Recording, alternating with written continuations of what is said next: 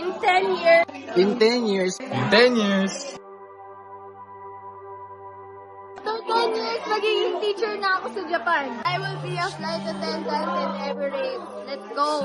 I will be a policewoman at Switzerland. Or, kung di matutupad yun, I'll be a businesswoman anywhere, any country.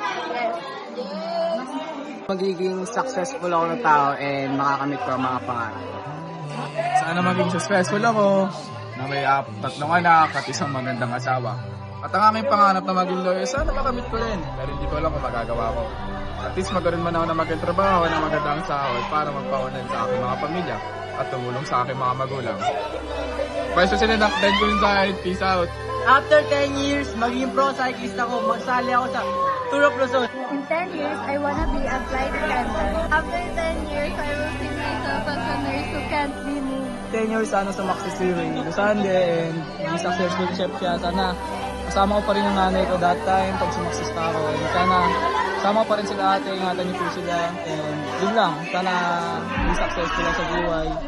And magkapamilya na maayos pero hindi ako mag-aanap. Peace out, President of Tencom site. Peace out. After 10 years, I will be a paro. After 10 years, makikita nyo ako sa mga kanto-kanto. Drug delivery na to, boy. Alam nyo yun, boy. After 10 years, magiging na ako, culinary chef sa barko. After 10 years, magiging successful ako sa buhay. After 10 years, magiging ako. After 10 years, magiging dentista ako. After 10 years, I will be known as an artist of music. 10 years, magiging ako. Police, tapos mag-anakaw ako ng chongke sa police. 10 years, magiging civil engineering kaming dalawa. After 10 years, mag-aasawa kami ng abang at magpaparay.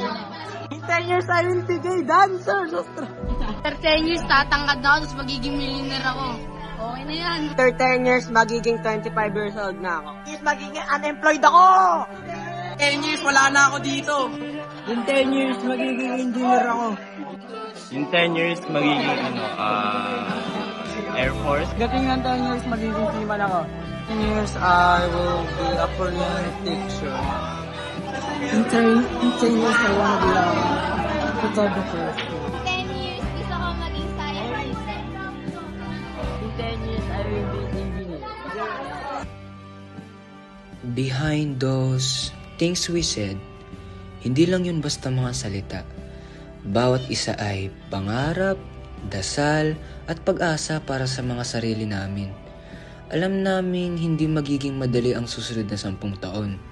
Maraming luha, pagkatalo, at mga pagkakataong mapapagod kaming lumaban.